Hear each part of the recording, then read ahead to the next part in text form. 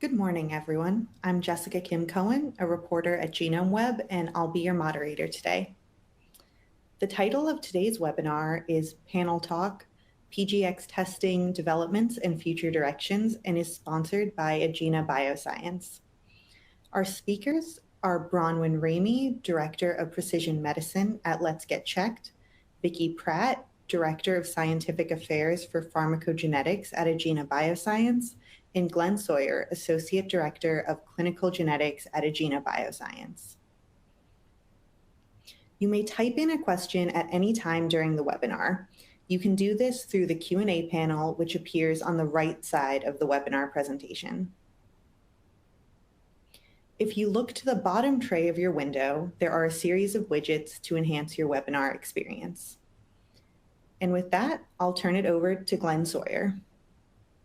Thank you, Jessica, for the warm introduction. It's my pleasure to welcome you all to this webinar hosted by our friends at GenomeWeb, and as Jessica mentioned, sponsored by Agena Bioscience. My name is Glenn Sawyer. I'm the Associate Director of Clinical Genetics at Agena Bioscience, and as a company committed to the PGX space, we're honored to have two true experts join us for this panel discussion, where we'll be looking at the current state and explore the possible near future in the world of pharmacogenomics. Our panelists certainly need no introduction to those of you who are familiar with PGX, but we welcome both Dr. Bronwyn Ramey and Dr. Vicky Pratt to the discussion. Dr. Ramey is the Director of Precision Medicine at LetsGetChecked, and she has over 20 years of clinical laboratory PGX experience. And she's had experience in test design, validation, clinical laboratory operations, as well as clinical and regulatory strategy and health policy. Before joining LetsGetChecked, where she currently resides, Bronwyn was the pharmacogenomics program head for Semaphore, and before that, she was the laboratory director of OneOme. And you can see the list of accomplishments and experiences is extensive because she was the founder of Phoenix Laboratory Consulting, and she's facilitated startup, launch, and operations of over a dozen PGX laboratories, and has served as laboratory director for several other moderate and high complexity laboratories. And she's gone through the rigorous details of preparing for CAP accreditation and New York State DOH licensure, and she serves as a lead CAP inspector. She has a history of service in this field, having served as co-chair of the Evidentiary Standards Committee for the STRIPE collaborative community, and she's an active member and author of the PharmVar, CYP3A, and CYP2D6 expert committees, and she's active in CPIC and PGRN. So, Dr. Ramey, it's an honor and a pleasure to welcome you to the discussion. We also have joining us Dr. Vicky Pratt. She's currently the Director of Scientific Affairs with us here at Agena Bioscience, but she also has a vast breadth of expertise and experience in PGX. She's the past president of AMP, the Association of Molecular Pathology, and she continues to serve at the CDC's GetRM program for reference materials for molecular genetics, the National Academy of Medicine's Roundtable on Genomics and Precision Health, and the AMA Molecular Pathology CPT Advisory Committee. She graduated with a doctorate in medical and molecular genetics from Indiana University, the School of Medicine, and her fellowship training was in doctorate medicine and clinical molecular genetics at Henry Ford Hospital in Detroit. So it goes without saying, two true experts in the field of PGX. We're really looking forward to this panel discussion and getting their insights into where PGX stands today and where we see it evolving into tomorrow. So with that, we'll jump into the first question. The first question is, over the past year, there have been multiple developments in pharmacogenomics and PGX. An important component is the publication of guidelines and recommendations from key reputable societies, such as CPIC, PharmGKB, and others.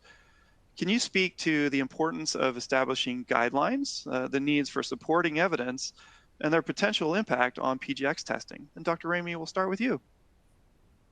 Sure. Thanks, Glenn. Thanks for the introduction, and thanks everybody for joining us this afternoon. So PGX has been around for well over 20 years, and really with the HLAs since, 1960 something. But the drive to standardize has happened pretty organically. as testing expanded and it became clear that reporting was varying between labs. Even just the fact that we use SAR alleles, that's something that happened a long time ago. In some ways we're stuck with it, but in some ways it really works. But without the standardization, it's been difficult to understand the literature. What is this paper talking about? What is this other paper talking about? Are they really talking about the same thing? Not sure. And then when it gets into clinical testing, we have the same kinds of differences. So having these gaps in evidence and understanding what's really going on when we're not necessarily talking about the same thing, using the same vocabulary, we've had to standardize things. And so haplotype definitions started out with Karolinska, and that's something that I grew up, how I learned everything I know about haplotyping. But with Farnbar taking that over, we've got standardizations happening with haplotype definitions and CPIC coming up with allele function assignments. We've got phenotype definitions, interpretive components, coming up with standardized ways to communicate and interpret using the same kind of language, evidence level criteria, and minimum levels of content. So when I think about this, there's at least 6 ways where the field is trying to standardize and making some great strides in there. Thank you. Great insight. And I'll hand it over to Vicky. Dr. Pratt, for the familiarity. Hand it over to you. Yeah, no, I was just going to pipe in because, Ron would really summarize, a lot of standardization going on in pharmacogenetics, and that's been really great. One of my passion projects in working with the Association for Molecular Pathology is really defining for clinical testing what alleles should be included in clinical testing. In working with the College of American Pathologists, the CDC, and even through our GetRM projects, we have seen differences in testing results because of design and content of what laboratories are doing. So this was a passion project that started 7-8 years ago, and AMP is supporting to sort of work to standardize or recommend standardization for clinical laboratories. The research space is a whole nother, I think we should do as much as we can in the research space, but for clinical testing, trying to standardize that to what's clinically relevant has been organically moving forward. And do you see any hurdles with the guidelines or standardization, or what's your experience been in the clinical space where people are often, to your point, star alleles and different alleles and what to test for? People are always like scratching their heads on which specific star alleles or which target should actually be going after. So any thoughts, opinions there on referring to these particular guidelines? We've been only, we're a small group and we've only been doing one a year. And I know many people are wanting us to do many more, quicker, faster. I think doing one a year has been a gargantuan task that we've undertaken. And people don't always agree with that. And I've gotten lots of comments from around the world saying, what about this and what about that? I know at AMP we plan on reassessing that in one of our future projects to look and see, are we going to move something from tier 1, which is sort of a lower level evidence, to a higher level evidence into tier 1, or from tier 2 to tier 1, or vice versa, and really look at that going forward. And from my perspective in the industry space, I've appreciated having those minimum guidelines because throughout my history as an independent consultant and in all of the labs that I work for, it's been sometimes a push-pull between, oh, well, I don't really need to cover star 41 because it's just as good as, and it's just like, so I have now a minimum that I can point to, but then also expand on that with, look, you need to look at your population and the frequencies, like the same kinds of rules that AMP is using to come up with these minimum standards. I use those and then expand on them based on what the lab I'm in really can do. So that you can do the minimum, but hey, we can do better than that. Thank you. Great insight. And you did touch on it, Dr. Pratt, so I'll mention it. I know that one of the things we often hear is you mentioned you get questions from all around the world, and sometimes we get comments that there tends to be a North America or an American bias. So can you speak to the fact of how AMP and others, when writing these guidelines, consider, outside of the US, or some of the efforts that go into that?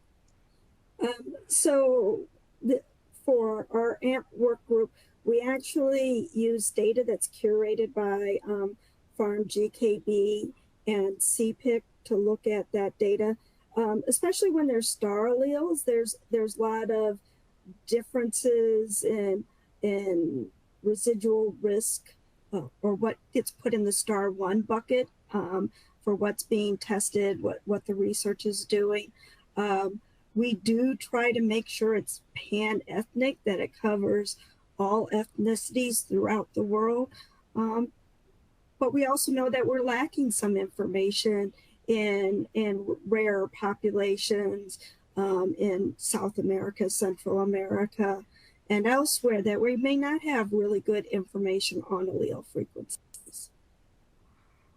Very good insight. Thank you. So one of the key messages I take away from that is just get involved, right? The more the better, right? Let's have people get involved in giving input and getting the data. So thank you both for your insights there.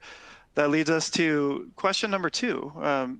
So let's shift gears here. And when we're talking about guidelines, the second question that comes up is, we're at a certain point today with the work that's been done and everything that both of you have touched on. Where do you see society guidelines and recommendations for PGX heading over the next 3 to 5 years? And we'll start with you on this one, Dr. Pratt. Well, I think the work by Stripe, Farm GKB, CPIC, AMP, and others throughout the world, the Dutch Pharmacogenetics Working Group, I think they're going to be evaluating more and more drug gene pairs. What we've seen is, especially research or some of these guidelines saying there isn't strong evidence of an association between this gene and this drug. And some of the ones where there's very strong evidence, there is. So I think where there were questions in the past that maybe people put that gene in their panels because there may have been 1 or 2 research studies out there suggesting there may be association. And when these groups look at it in more detail, and they can see that the evidence isn't very strong around that. So I think that's helping, define clinical testing in the field moving forward. Maybe there is an association there, but maybe there needs to be more research in that direction, or maybe there's not an association at all. And some of the initial papers maybe were not well designed or as informative as they needed to be. Thank you, Dr. Pratt. Dr. I like Ramey, that anything? aspect of, I love that aspect of communicating when there's not an association. One of my favorite things about science is that a negative result is just as valuable. And it's the same kind of thing with drug gene interactions. In industry, we're always getting questions of, well, what about this drug? What about that drug? Why don't you cover this, that, and the other thing? And it's so helpful to be able to say, look, here's all the work that's been done, and there's no there there.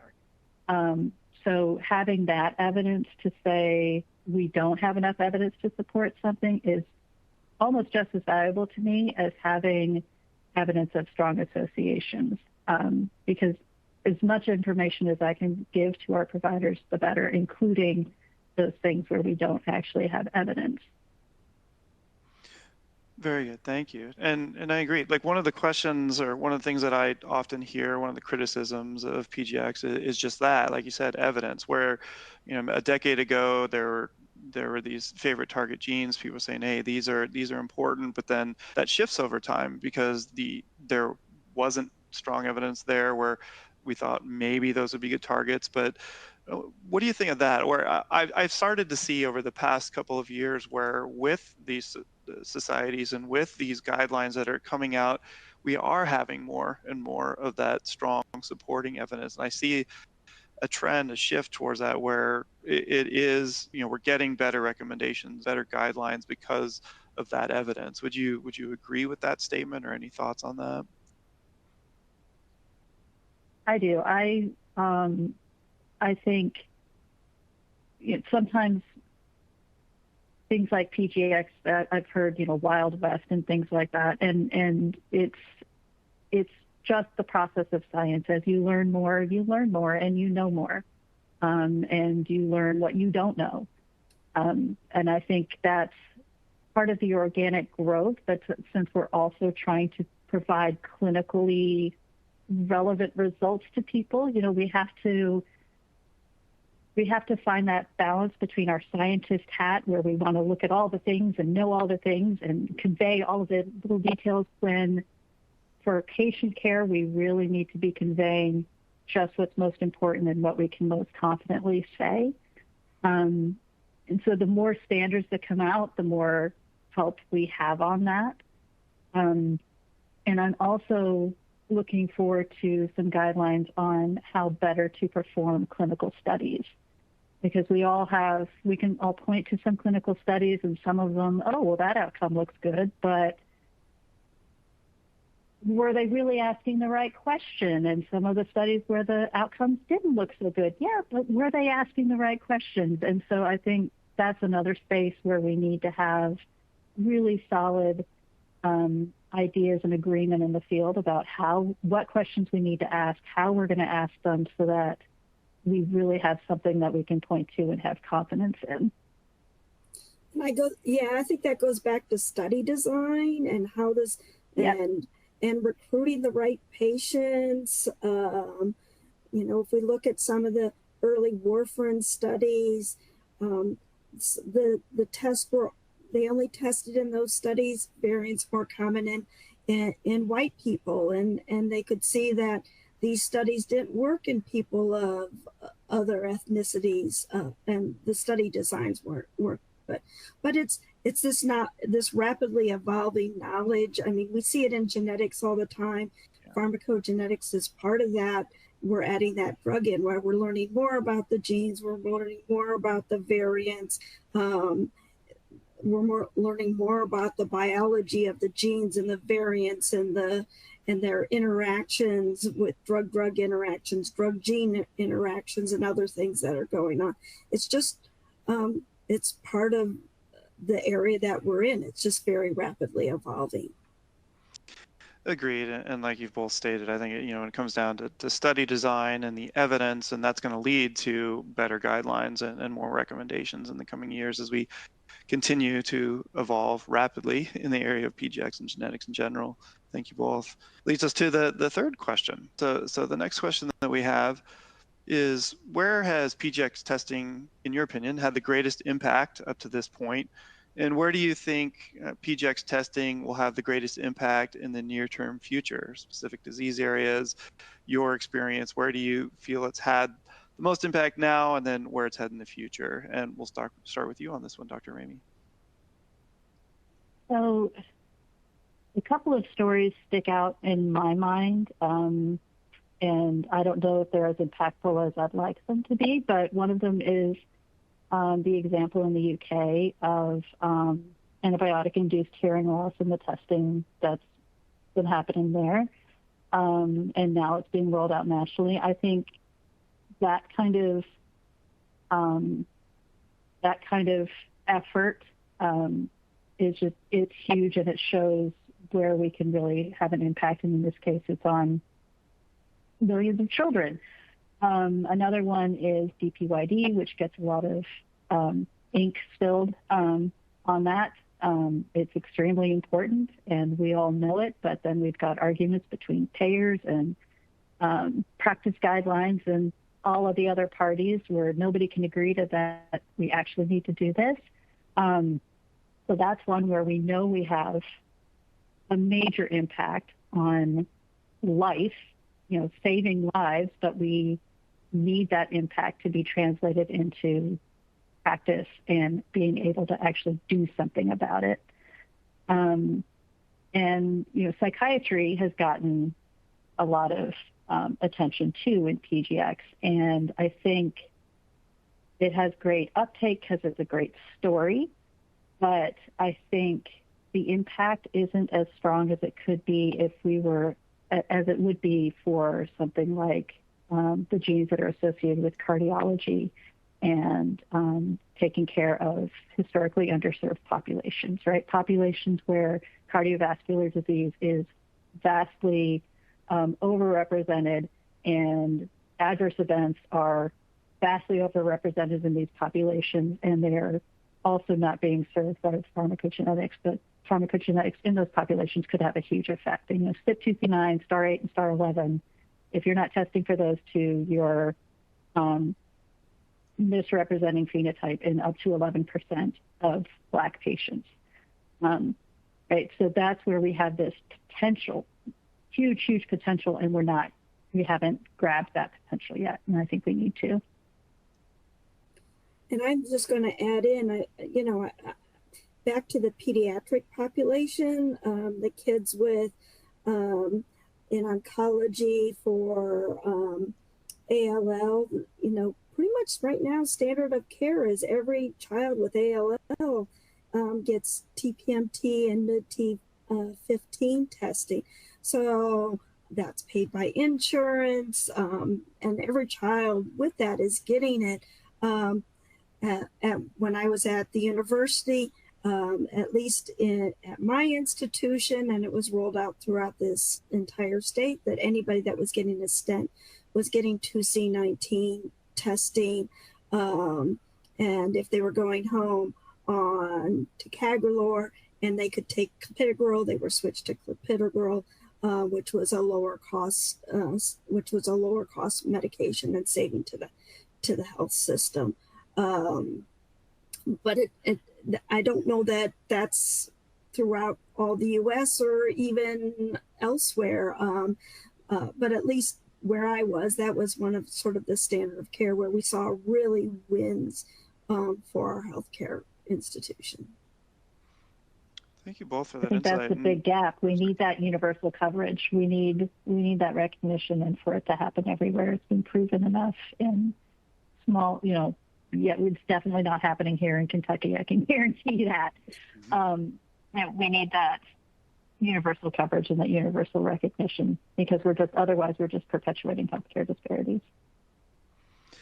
And that's where I was leading as well, Dr. Ramey, is I know that over the years it's started more on the research side with PGX, and as we move more and more into clinical, and we've talked about evidence and guidelines and recommendations, and that's something where I see it having the greatest impact is truly bridging that gap from going from strictly research over into clinical. And any thoughts on the continued expansion and utilization of PGX on the clinical side? In addition, we've already covered obviously some examples with hearing loss and TPMT and ALL and others, but any other additional thoughts for areas or particular disease states where you see it potentially playing out in the near term for PGX? Vicky? Okay, I'll jump on with cardiovascular disease. That's my big one. So I was like, okay. Yeah. Cardiovascular disease is the one where I really want to see some changes, and also in DPYD and the TPMT, NAD-T15, those three. I think those are. To me, it feels like low-hanging fruit. It could have a very high impact, and it would impact the most disadvantaged, healthcare-wise populations. So that's the one that I'm always pushing for. One of the ones I sort of think about is transplant testing, whether it's kidney transplant, heart transplant. Tacrolimus is used in that population. There are CPIC guidelines and DPWDG guidelines for genotyping for 3A5. that's underutilized in that population. I believe the drug says you dose by skin color in the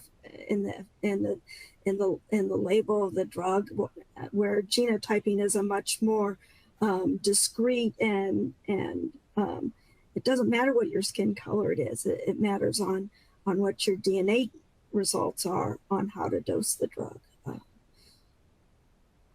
Thank you both. Again, great insights on where you see, or where we are at this point, the greatest impact and where it's headed, which leads into the fourth question. And Dr. Pratt, we'll start with you on this one as well. But in your experience, what do you feel have been the biggest obstacles, challenges, or barriers to more widespread implementation and adoption of PGX testing? Well, the one I'm going to say is reimbursement, reimbursement, reimbursement, and reimbursement.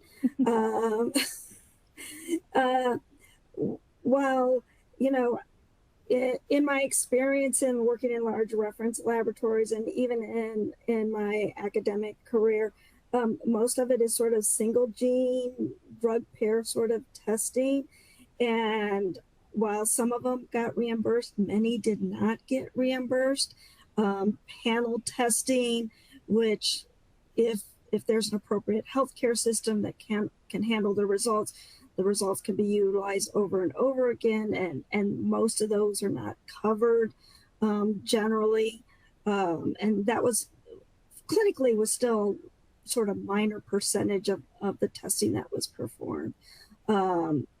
You know, I will acknowledge in the past that there have been abuses in that area, as in any area of medicine, which sort of caused the reimbursement to really pull back in that area. But I believe in pharmacogenetics. I believe that it really can help guide treatment and treatment decision, or help guide treatment and treatment decisions. And lack of reimbursement, really, it hurts that field as well as any medical testing field when a test isn't covered.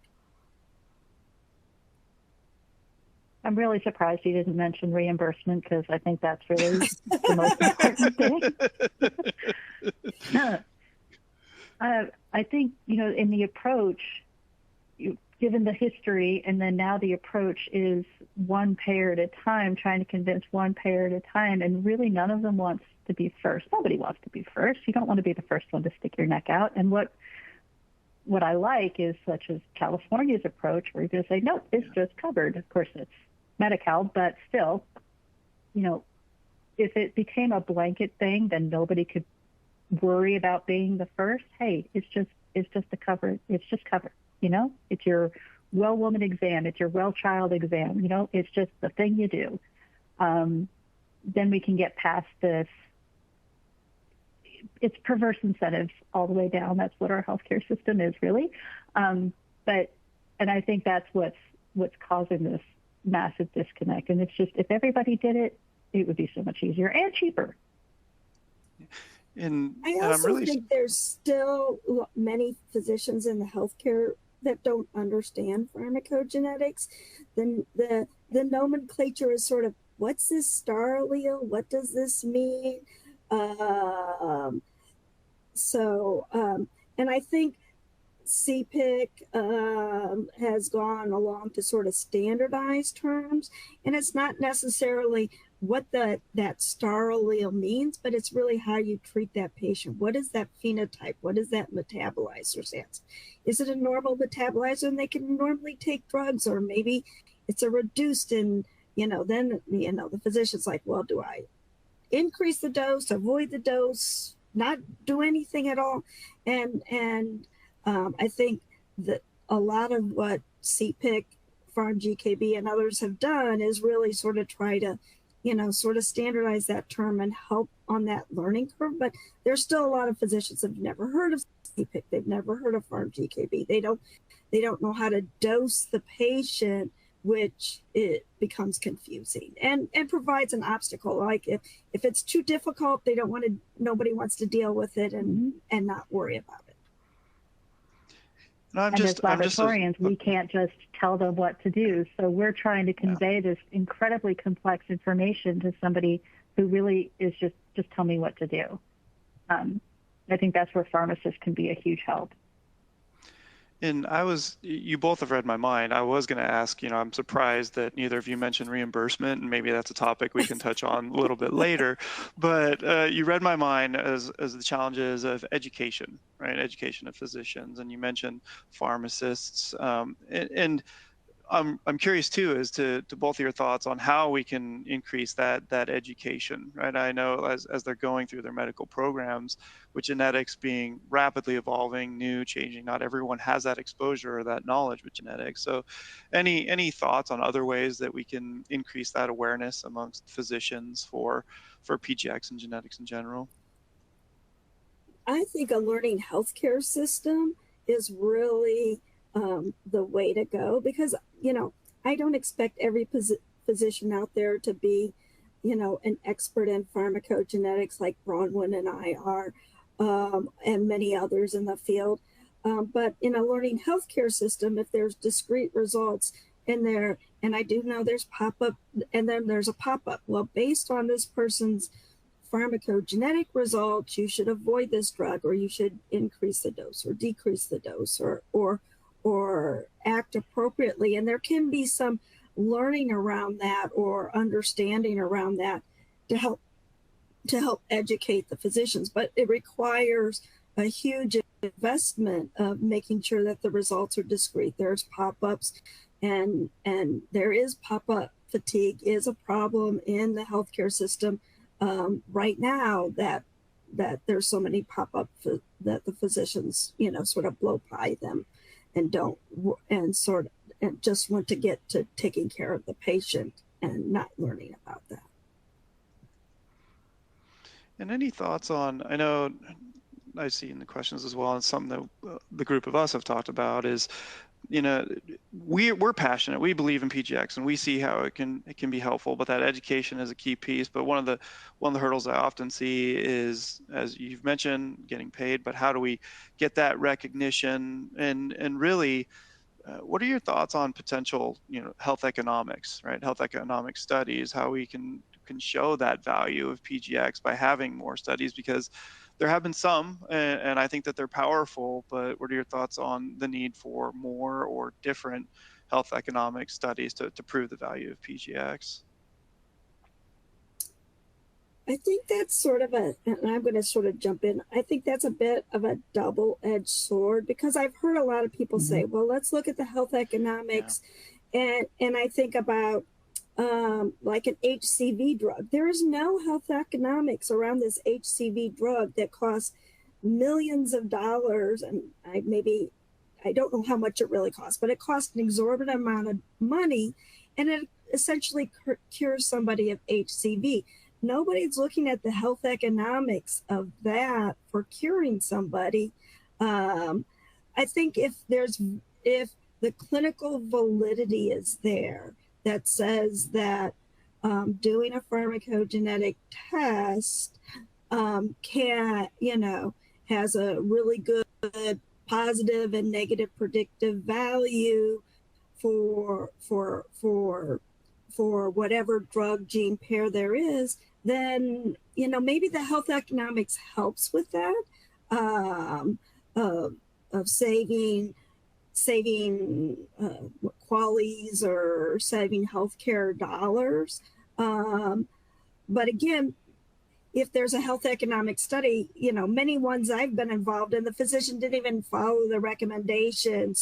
So more of it's a thought exercise. If you followed the recommendations of the genotyping, then you could save this much money. But a lot of times the physicians don't even follow the recommendations of that genotyping test. Dr. Ramey, I saw you nodding your head as well. Any additional thoughts on the health economics side? Especially, I think it resonated when you said double-edged sword regarding health economics data. I think I am not an HEOR specialist, so I'm just speaking from what I wish I could see. I think it comes to maybe asking the wrong questions or looking for a huge impact with a small approach. So if you're just doing a one gene drug interaction kind of thing, you're targeting because you're minimizing your variables and all of that stuff, but you're also minimizing your potential impact. And then you have the opposite problem. If you ask too many questions, if you do too many things, then where's our impact actually coming from? So it's this push-pull again. But I think another aspect of the impact that we need to look at is longitudinal. Ms. Smith may not, maybe she has a lot of variants or, whatever, poor metabolizer genes or whatever, but it's not really relevant to her right now. But it might be in 10 years when she has high blood pressure. It might be 15 years later when she has depression or surgery farther down or cancer even farther down. I think we're looking for answers over too small a field and too brief of a time window. And we don't really have a choice in that because, nobody wants to start a study and publish 20 years later. Our lives don't work like that. But that's where the benefit's really going to be, but we're being asked to prove it on this shorter time horizon. And I think some of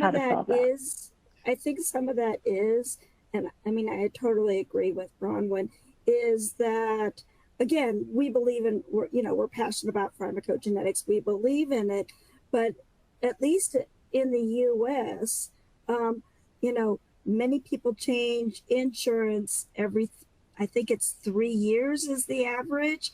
So, if your insurance pays for it and 3 years later, you're not going to see the long-term benefit from that, where other countries in Europe or Canada or where there is better, where the insurance system is different, where you can see much more long-term effects, though that may be more beneficial than the current U.S. health system.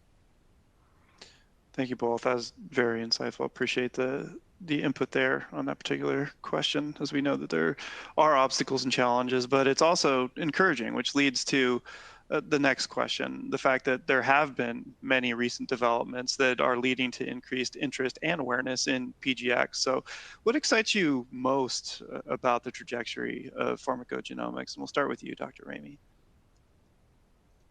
Well, I'm still in the career, so I got to be excited about it. What excites me is being in a position to get PGX to more people and to as many people who otherwise wouldn't have access to it. So my dream gig, and hopefully I'll get that in my current gig, is to have a government employer or something that, like Vicki was talking about, right? If you've got private health insurance or through your regular day job, you're going to change every year, every few years. But typically, I believe government employees are there for much longer, and their coverage stays a little more static, and the population is beautifully diverse. I think that would be one of the greatest ways to get in and get access to people and give them the benefits so that it could be proved out. I also really want to see PGX democratized. I want it to be inexpensive enough that anybody can get to it. I love at-home testing because there are people in this country who are hours and hours away from a healthcare facility, and they are taking lots and lots of medications that are not good for them. So anything that we can do to democratize it, and anything that we can do to make that information available to people throughout their lifetimes, regardless of who their physician is or who they're covered by, finding ways to put that information in their hands so we can go with them everywhere they go throughout their lives. But that's what drives me and what keeps me doing this. Thank you. Vicki, anything you'd like to add to that? No, I'm like going, yeah, yay, Brian. Exactly. Exactly. I am heartened seeing that, there is increased adoption of pharmacogenetics. It's more people are accepting it, or I feel like more people are accepting it. It's slow. Everything's slow. But I am heartened that we're seeing more and more adoption of pharmacogenetics. I would love that everybody would have a pharmacogenetic test, and they, could go to their physician and with their physician help determine what drugs would work best for them. We think about the Medicare population, especially that have a lot more, as we get older, we take more medications, and could that be helpful for them, and moving that forward, or cancer patients that, are taking so many they're, antidepressants and antiemetics and pain meds, and let alone all their chemotherapies, and they're having lots of drug interactions and drug gene interactions, and helping make so that their lives are more tolerable as they're trying to fight their cancer. I completely agree with both of you. That's, for me, that's one of the things that's most encouraging as I dive more and more into PGX and understand more, is that there just needs to be more awareness, right? And I think that awareness is coming, and I'm encouraged by that, because we all know somebody that has been impacted by the vast array of things that we've talked about: cancer, high blood pressure, cardiac, all of that, right? And I never, most people don't even know about PGX, right? And how it can be a benefit for them. So I think, trying to, if we can move away from shying away from those unpleasant things to talk about, like adverse drug events, and shine a light on them and address them, and show that there are methods that, such as PGX, where they could be helpful. I think, to me, that's very encouraging. So, that's something that I think, is good about the trajectory of pharmacogenomics. Thank you both. Yeah, I'm sitting here rooting on Dr. Ramey's response as well. And so the final question I have for both of you, before we open it up to Q&A, is, we've talked about a lot so far during this discussion, but are there any other considerations or things that are related to PGX that keep you up at night that we haven't already discussed to this point? And we'll start with you, Dr. Pratt. Well, I guess, thinking about this is especially when I was in academia, there are many people that have pharmacogenetic results already, and what keeps me up at night is it gets lost in their medical record, or the medical record system. There aren't, it may be a static PDF that the EMR can't pull those results out and give alerts to the physician, or it doesn't get to the pharmacist. The pharmacist doesn't know about it when they're looking for drug interactions, and not being able to incorporate drug gene interactions as well as drug gene interactions. Too many interactions there. But really that result getting lost in the healthcare system, and patients have to be advocate for themselves and their results, especially when they move from place to place, or insurance to insurance, or hospital to hospital. And but what keeps me awake at night is that pharmacogenetics lost in healthcare. It's lost in healthcare, and nobody ever sees it ever again, or very few people ever see it ever again.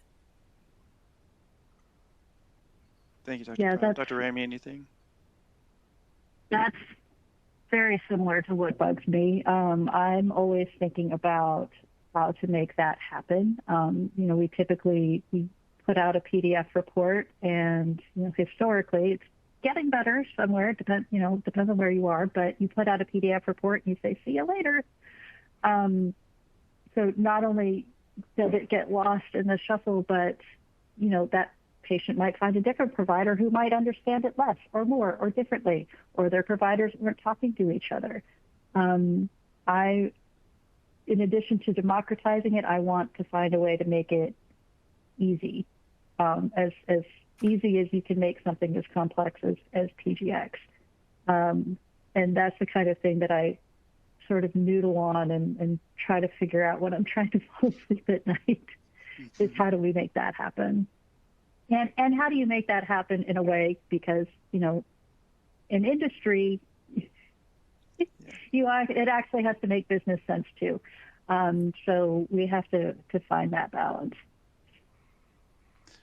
Again, great insights, and hopefully you can address those challenges so you're both not awake all night every night thinking about PGX. But I do want to make sure that we leave time for Q&A. So over the next 5 to 10 minutes or so, we do want to open up to Q&A. And I'll start with, I see there are a couple questions that have already been submitted, but you do have that option where you can submit through the portal, and we'll be able to address those. And any that we aren't able to address during this meeting, we will get a copy of all those questions and we'll be able to respond to you directly. So thank you for your patience. But one of the questions I see here, we just touched on it briefly, but the question is, what are some of the general mistakes you see happening in people reporting PGX, like in the reporting itself? Any thoughts on what you're seeing on the different types or different information on various reporting? Any thoughts there? So the one that I pontificate on at length is always CYP2D6 and copy number. With all of the laboratories that I've worked with, I've always been pretty hard-nosed and drilling on making sure that you cover copy number appropriately. The latest FarmVar tutorial on CYP2D6, plug there, sorry. Love it. I've been wanting to write that paper for years, so I am so excited that we finally did it.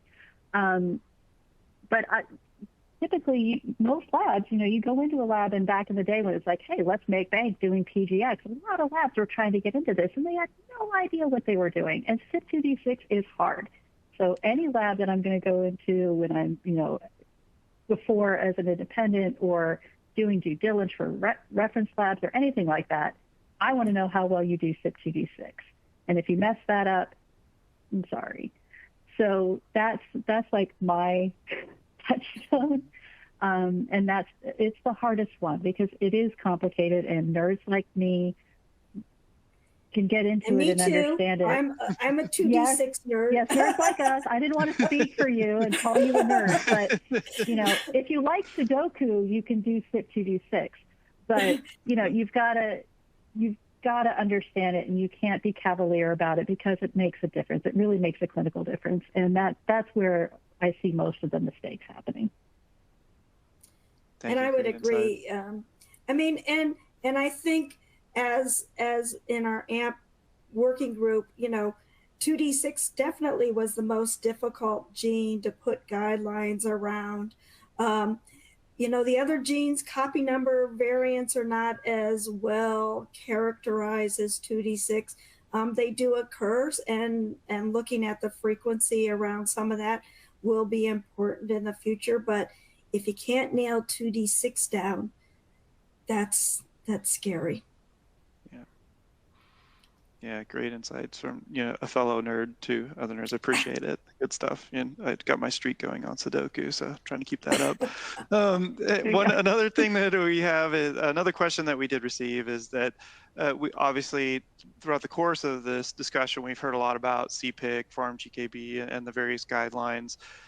However, the majority of physicians in the U.S., as we talked about, are not necessarily aware of all these networks. They only know the FDA that has guidance for more than 380 drug gene pairs, and CPIC has guidelines for a handful of drug gene pairs. Any comments or thoughts on that, where people are familiar with FDA, not necessarily others, and on the number of drug gene pairs that are listed? And I think that goes back to what keeps me awake at night. Yeah. PGX getting lost in the healthcare system. I think there's CDS or CDS rules that can help. I don't know. I don't expect everybody to know CPIC and PharmGKB and DPWG and all the other ones that Bronwyn and I deal with on a daily basis.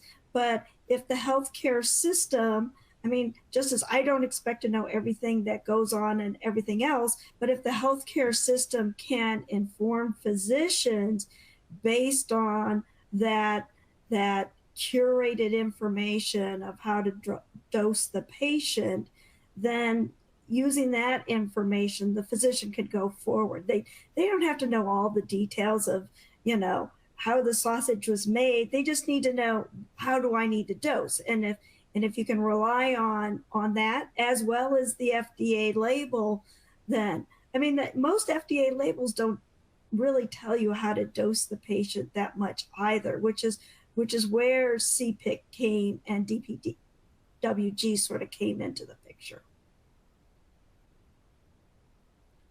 Thank you.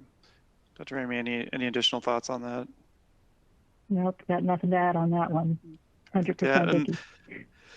In interest of, in interest of our time here, I'll have one last question to pose both of you, because it's a follow-up for us CYP2D6 nerds. It talks about CYP2D6 and how do you resolve the CAP not requiring to state which allele is duplicated, the difference between different star alleles. Any thoughts on how you address the CYP2D6 in that manner?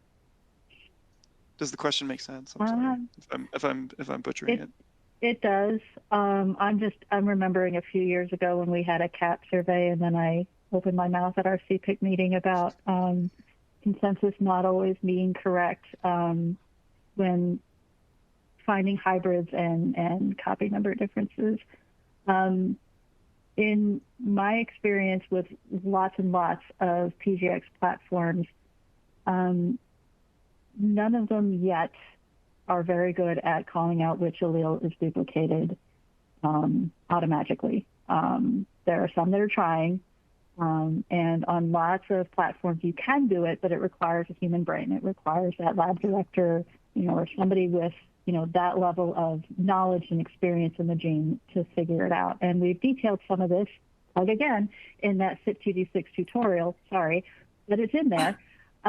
There are ways that you can do it, but it's not something that you can just plug and play and walk away from. It's always those kinds of things, those differences are always going to require, a human brain to look at that raw data and figure it out. And I say always, I don't mean that. I mean always right now. Right. It's requiring that. It's not, in the future, it's we not might get 100% there. automatable at this time. Right. Having run large and small laboratories, I mean, it does require somebody to think about it, somebody with a brain to look at the results. Probably I would say 90% of the time I could guess, or I could largely determine guess which one is, but then I would go back to what I had validated. And if I hadn't, you can't validate on a guess. And so what the lab had validated, we would report, but I would provide additional color or flavor in the interpretive report, suggesting that while it wasn't completely proven, because that the platform's not, the platform or the various platforms I've worked with aren't designed to do that, that if you look at that, you could say, well, it is likely, but you need further further supporting evidence, a different kind of methodology, or some sort of research to determine which allele is duplicated. And right now, except for long read sequencing technologies, most platforms can't determine which allele is duplicated without some other confirmatory methods. Well, I've done the same thing, or I offer parental and offspring testing when it makes a big difference in phenotype. Or parental, yeah. Family studies can help determine which allele is duplicated. Yeah. Fascinating discussion. I want to thank both of you as clearly experts in the field of PGX, and from one PGX nerd to another, I want to say thank you. And it's been very educational, and I think it's very good in advancing, the education and awareness around PGX. And I encourage all of you that have attended this webinar, continue asking those questions. Reach out to any of us at Agena. We're committed to PGX, and we value your input and your thoughts and continuing conversation. So again, I want to thank both Dr. Bronwyn Ramey and Dr. Vicky Pratt for joining us on this webinar today. And I'll hand it back over to Jessica from Genome Web. Great. Thank you so much, everyone. And we have 5 minutes left in the hour. So to ask just, one or more two questions that we saw come up repeatedly in the Q&A box. One question that's come up a couple of times is about reanalysis and whether physicians might need to reanalyze genetic tests given that there might be new discoveries or things that might not be relevant to a patient at the time of testing, but might be later on in life. I think with any rapidly evolving science or field where pharmacogenetics definitely is, I think reanalysis, with most of the targeted platforms that are being done clinically, I don't know that reanalysis is definitely something that always needs to be done. I would think as the field is rapidly evolving, depending on what was done, maybe let's say 5 or 6 years ago, maybe, and I'll go back to sort of the health disparities example that Bronwyn brought up, is maybe that test didn't cover all the alleles in the your genetic ancestry. So maybe a retest may be more important in some of those individuals than a reanalysis,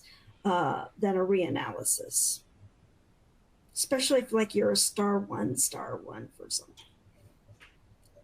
Sure. And, in some cases, if you had PGX testing and then later had a liver transplant, well, now your PGX testing is no longer going to help you. So there's that aspect to it too. And possibly the questioner was getting at epigenetics and those kinds of effects. And that's something that hasn't been and can't really be accounted for in PGX right now. Certainly. Thanks for giving your input there. And we've also had questions about artificial intelligence and whether or not you see a role for artificial intelligence in pharmacogenomics. I'll go back to what keeps me. Yeah, I'll go back to what keeps me up at night. So if the healthcare system doesn't have a CDS built in for pharmacogenetics, maybe there is a role for AI to help, pull those pharmacogenetic results out and look at drug-gene interactions that right now are a little bit more labor intensive and not automated in most healthcare systems. And I'll just say, Jessica, from a manufacturer side, is we're continually looking at that, right? How can we help improve the outputs that we provide to customers for PGX, right? Can AI be helpful in that? So it is something, obviously, it's a buzzword, it's new, it's exciting, fascinating. It's still a lot to be learned, so cautiously optimistic about it, but it is something that we continually evaluate to see how it can be of benefit, like when we're developing our software, when we're doing, as Vicky mentioned, how we're looking at the data and doing the reporting. So I think there's definitely a place for it. It's just, I think it's still just a little early to be determined. Mm-hmm. Certainly. And in the last 1 minute here, I guess as a follow-up question there, are there any other, when it comes to things keeping you up at night, are there any technical challenges that you would highlight that might hurdle PGX implementation? EHR integration? EHR integration. hybrid gene alleles, really long genes such as DPYD, when you see multiple variants, are they in cis or trans, and figuring some of that out. I think The nature of genetics itself, more so than just specifically to PGX, but yeah, some of the hurdles that we all face that are potential challenges technically. Definitely. Well, that's all the time we have for today, but we again want to say thank you so much to Bronwyn Ramey, Vicky Pratt, Glenn Sawyer, and our sponsor, Agena Bioscience. If we didn't have time to get to your question today, we will try to follow up with our experts. As a reminder, please look out for the survey after you log out to provide your feedback. And if you missed any part of this webinar or would like to listen to it again, an archived version will be emailed to all participants. Thank you all so much for joining us for this Genome Web webinar.